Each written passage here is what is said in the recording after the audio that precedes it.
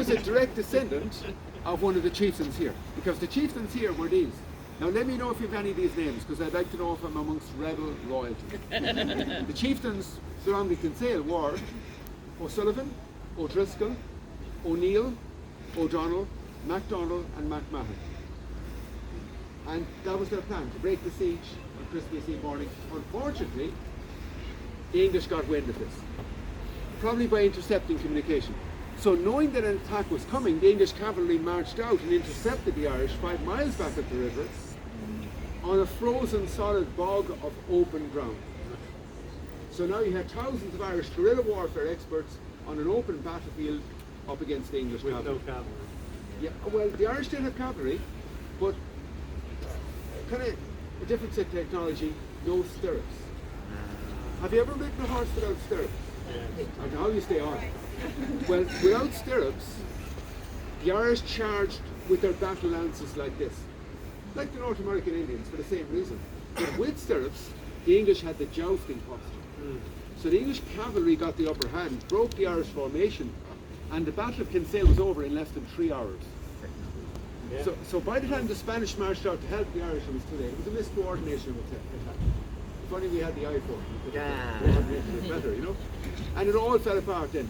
The Spanish then say no, the chieftains marched north in defeat. And of course that's when the forts were built. The 2 forts were built in case the Spanish came back, or worse, the French or the Dutch tried to use Kinsale against them. And that's why we've so much beautiful English architecture here. That's why we have Methodist Church, Anglican Church, and oh, by the way, the John Charles Wesley, who's the Methodist actually again?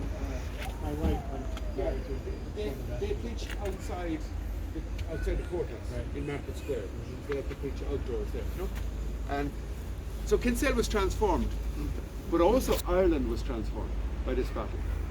And I know I've covered a lot of history on the tour, but what I say to you in the next 2 minutes now, tune in, because this will explain a lot of what you wonder about Irish history.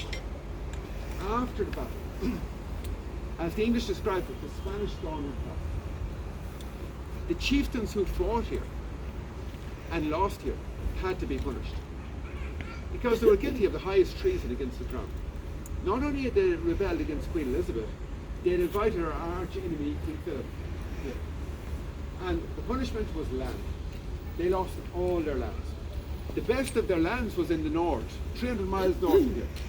That land was then granted to farmers from Scotland.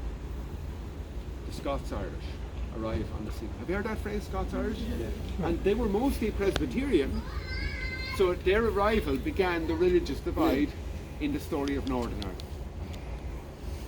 And this religious divide remained because of lack of intermarriage.